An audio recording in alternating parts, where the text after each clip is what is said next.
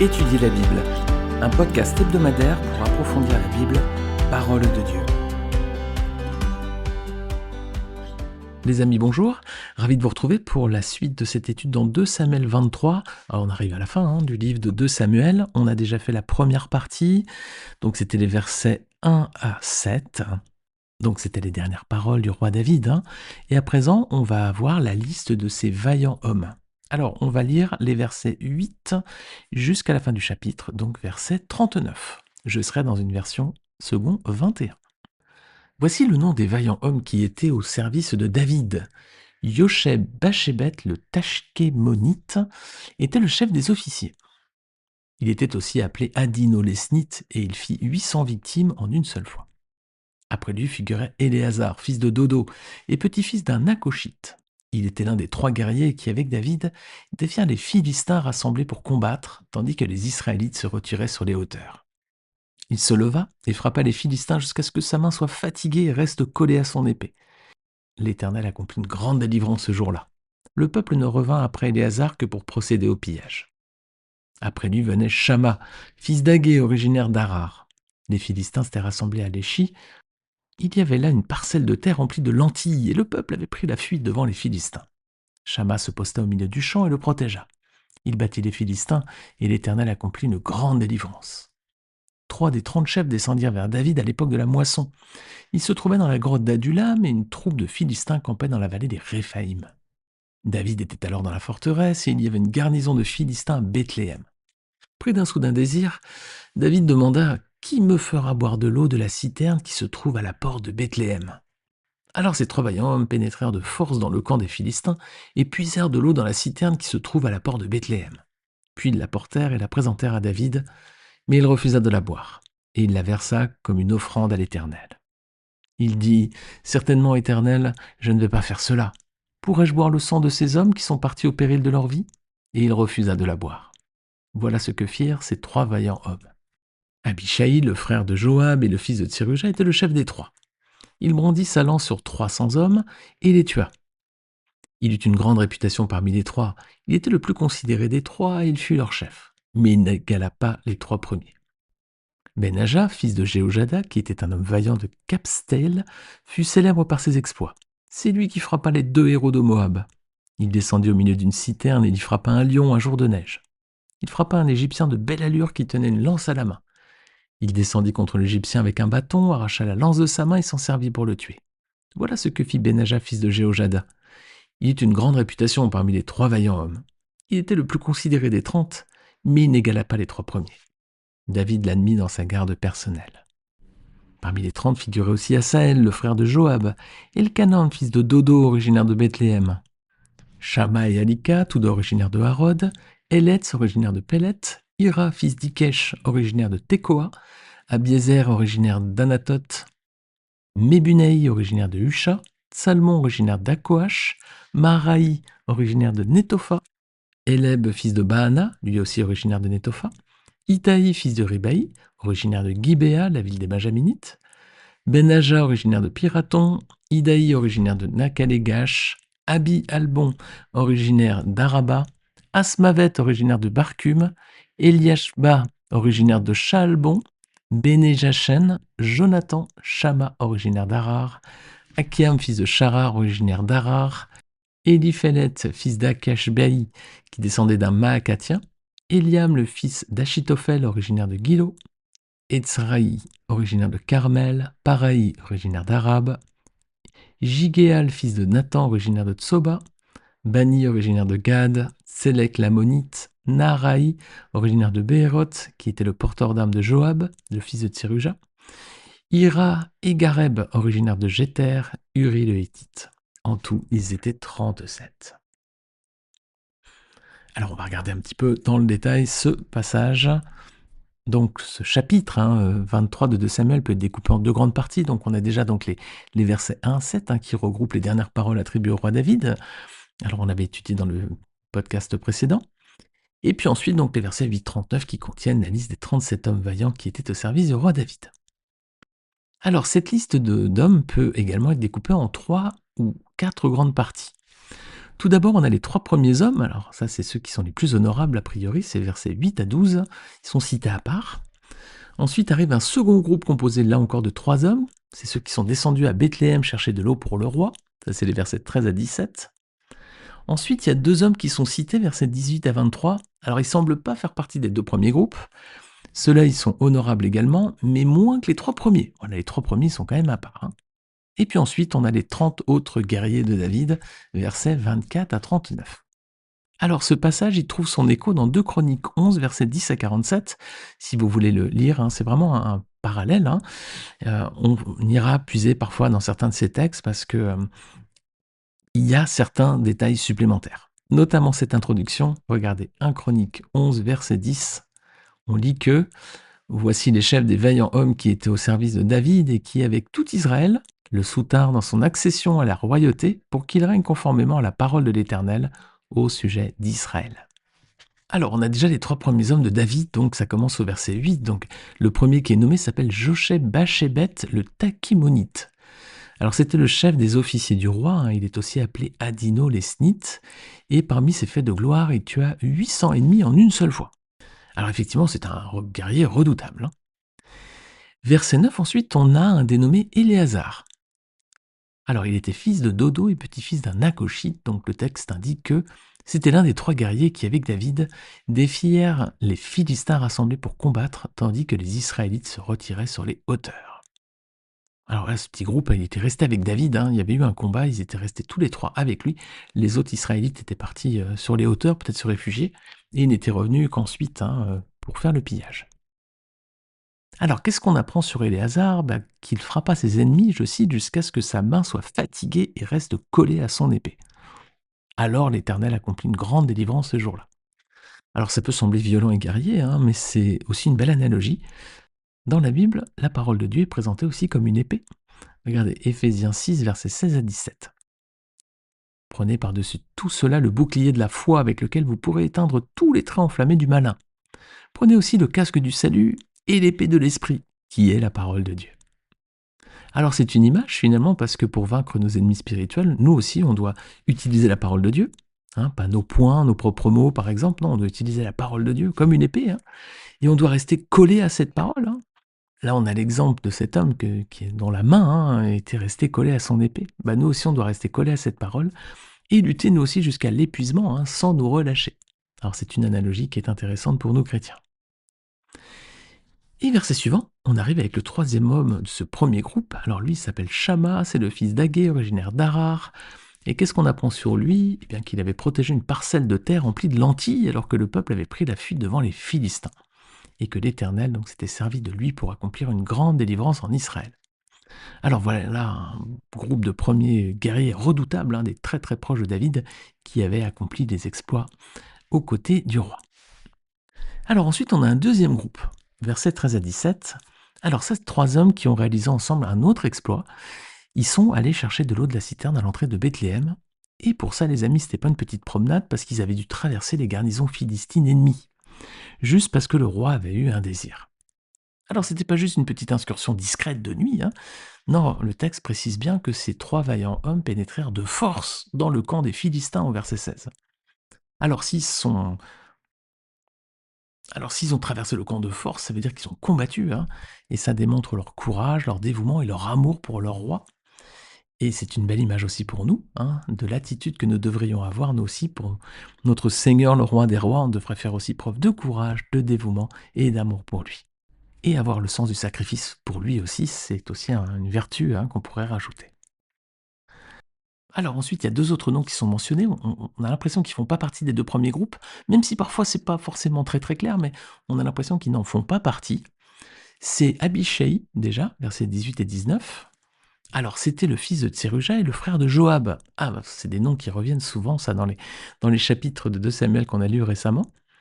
Alors oui, Abishai, on le connaît parce que c'est cet homme qui avait voulu tuer Shimaï, cet homme qui avait maudit David. Vous vous rappelez quand David avait dû quitter Jérusalem pour fuir Absalom, il y avait un homme qui le maudissait, c'était Shimaï, et Abishai avait dit pourquoi on le tue pas? Voilà, c'était dans 2 Samuel 16, 9, et vous pourrez aussi trouver une autre référence dans 2 Samuel 19 à 22. Alors lui aussi, Abishai s'était montré capable, d'exploits retentissants, hein. Il avait tué donc 300 ennemis avec sa lance, vous imaginez? Et c'est également lui qui avait tué le géant philistin qui s'était attaqué à David lorsque David avait eu une défaillance dans 2 Samuel 21-17. C'est lui qui avait tué le géant philistin à ce moment-là. Alors là encore, on a un guerrier, redoutable donc avec Abishai. Alors c'était le chef des 3 premiers hommes, donc Josheb, Bachéet, Éléazar et Shamma. Alors il jouissait, nous dit le texte, d'une grande réputation devant eux. Il était même le plus considéré, c'était leur chef et pourtant, le texte précise, je cite: «Il n'égala pas les 3 premiers». Voilà.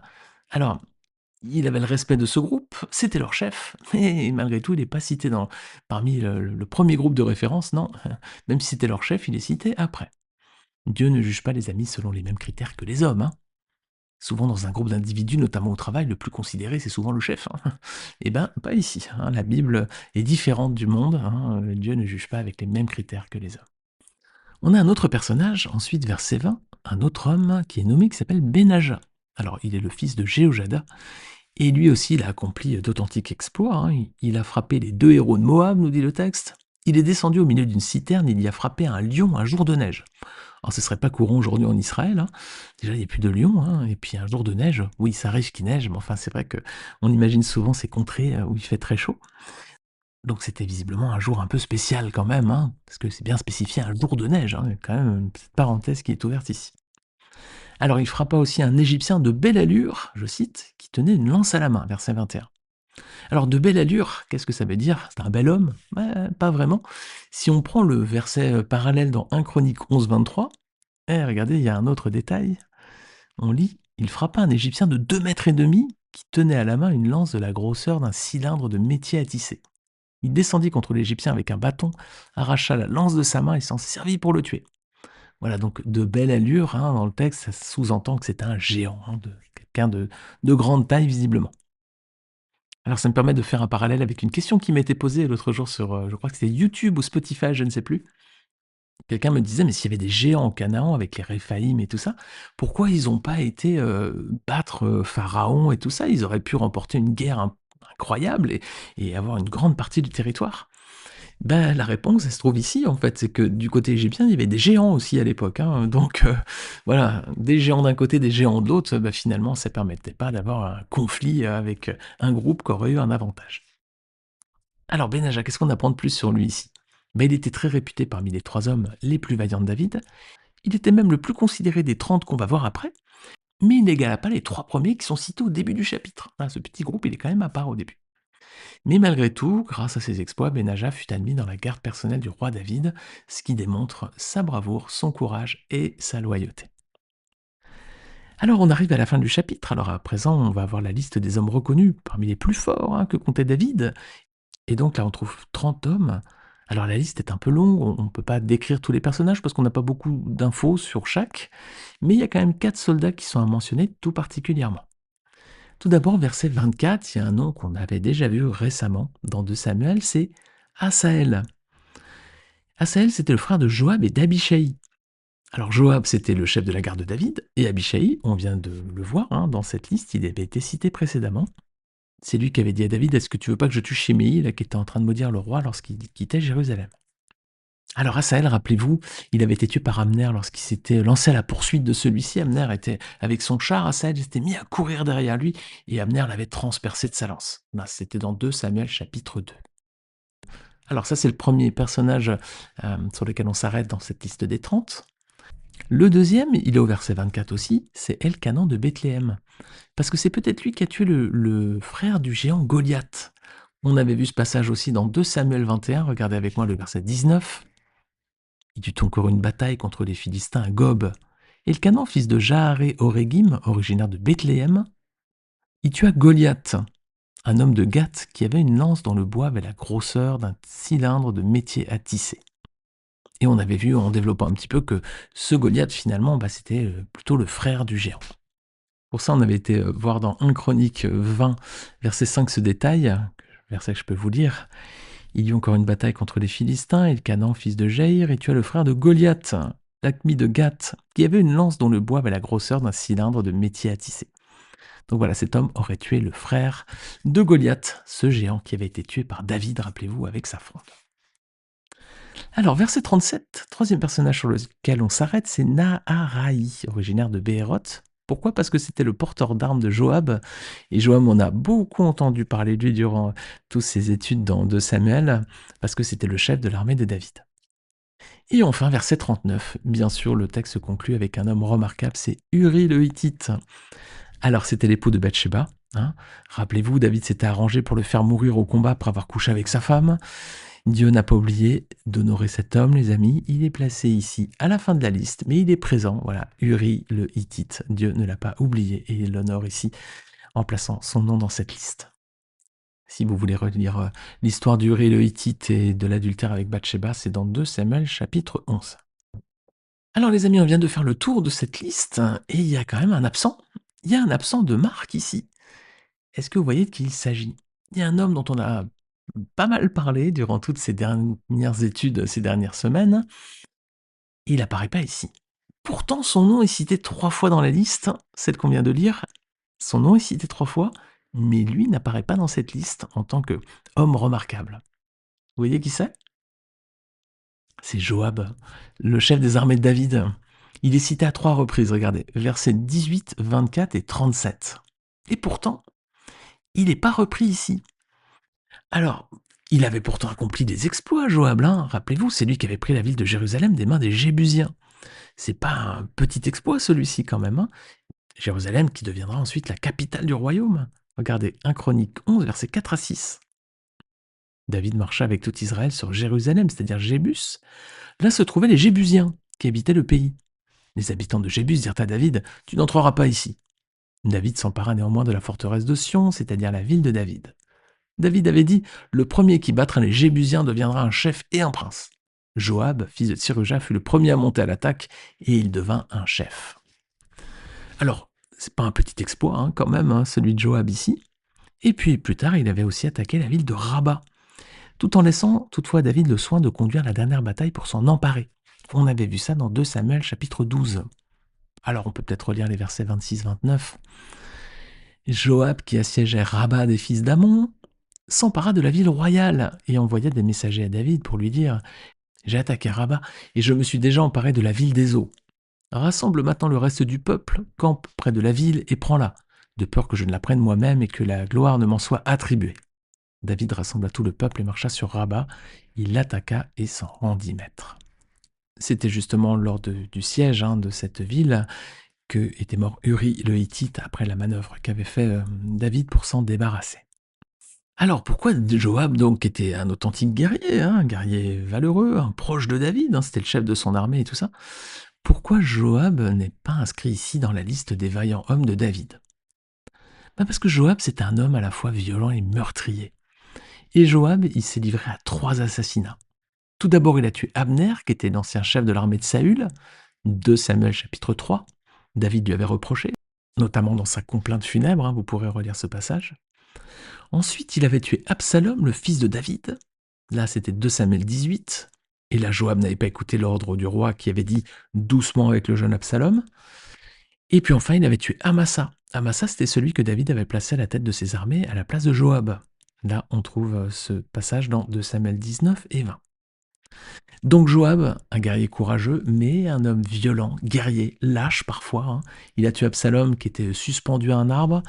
Il a tué Amasa aussi par traîtrise. Et puis il a tué Abner aussi également, alors qu'il était sans défense. Donc c'était en même temps un homme lâche, on va dire. Alors quel enseignement tirer de cette liste pour nous qui sommes chrétiens? Eh bien, premièrement, que Dieu n'oublie rien. Il honore tous les exploits accomplis. Même les exploits accomplis dans l'ombre, le Seigneur ne les oublie pas, il les honore. Deuxièmement, ce qu'on voit avec ces hommes, c'est que leur bravoure, leur loyauté, leur courage sont vraiment exemplaires, quoi. Ils sont allés jusqu'à risquer leur vie pour le roi. Et là, les amis, c'est une image pour nous. Puissions-nous avoir la même attitude envers Jésus, le roi des rois et le Seigneur des seigneurs. Parce que Jésus a accompli un plus grand sacrifice que David. Il a accompli le plus grand sacrifice qui soit. C'est qu'il est mort à notre place sur la croix. Et ça, en plus, les amis, alors que nous étions encore ses ennemis. Christ l'a fait par amour pour nous, alors que nous ne l'aimions pas. Regardez Romains 5, versets 8 à 10. Voici comment Dieu prouve son amour envers nous. Alors que nous étions encore des pécheurs, Christ est mort pour nous. puisque nous sommes maintenant considérés comme justes grâce à son sang, nous serons à bien plus forte raison sauvés par lui de la colère de Dieu. En effet, si nous avons été réconciliés avec Dieu grâce à la mort de son Fils lorsque nous étions ses ennemis, nous serons à bien plus forte raison sauvés par sa vie maintenant que nous sommes réconciliés. Voilà les amis, le Seigneur Jésus a accompli le plus grand sacrifice qui soit, il a donné sa vie pour nous. Nous ne méritions rien, nous n'avions rien demandé, nous étions ses ennemis, nous ne voulions pas entendre parler de lui, mais le Seigneur l'a fait par amour pour nous. Alors ça c'est le troisième enseignement, c'est qu'un jour on devra comparaître devant le tribunal de Christ, ses amis. Et le Seigneur dévoilera tout ce qu'on a fait dans notre vie, en bien comme en mal, et il nous sera rendu selon nos œuvres. Regardez 2 Corinthiens 5, verset 10. En effet, il nous faudra tous comparaître devant le tribunal de Christ, afin que chacun reçoive le salaire de ce qu'il aura fait, bien ou mal, alors qu'il était dans son corps. Alors les amis, soignons notre façon de vivre, pour ne pas avoir à rougir le jour où on va être appelé à la barre devant lui. Un jour, on va être dans le tribunal et on sera appelé par notre nom et on devra se présenter. Qu'on n'ait pas à rougir, les amis, ce jour-là. Alors premièrement, faisons la paix avec Dieu par Jésus-Christ. Et deuxièmement, surveillons notre attitude. Faisons preuve de zèle, de courage, de loyauté, d'amour, de bravoure pour le Seigneur des Seigneurs et le Roi des Rois, lui qui a donné sa vie pour nous. Amen les amis. Amen. Alors écoutez, le livre de Samuel se termine sur une nouvelle épreuve pour David, c'est ce qu'on va voir dans le prochain épisode. Le roi va commettre un péché, qui va avoir ensuite de lourdes conséquences. Et c'est ce qu'on verra la semaine prochaine. Eh bien, je vous remercie en tout cas de votre fidélité à ces podcasts et d'avoir écouté cet épisode. J'ai le plaisir de vous retrouver la semaine prochaine et en attendant, que Dieu vous bénisse. À très vite.